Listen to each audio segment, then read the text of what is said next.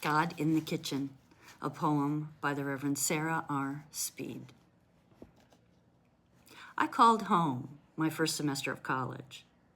I told my mom I was fine, but I was homesick.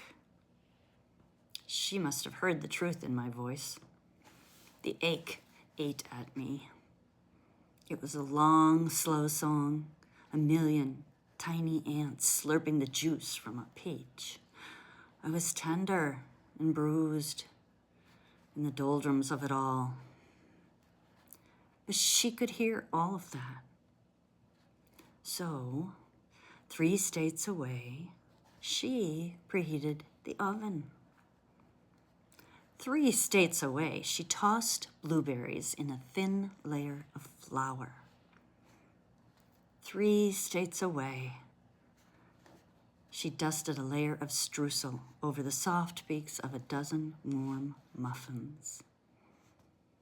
And 3 days later, I unboxed a package from home. A dozen blueberry muffins. A love letter with my name on it. A reminder that I was not alone. If you're running out of hope, count to 3. God is in the kitchen. She's just waiting for the yeast to rise.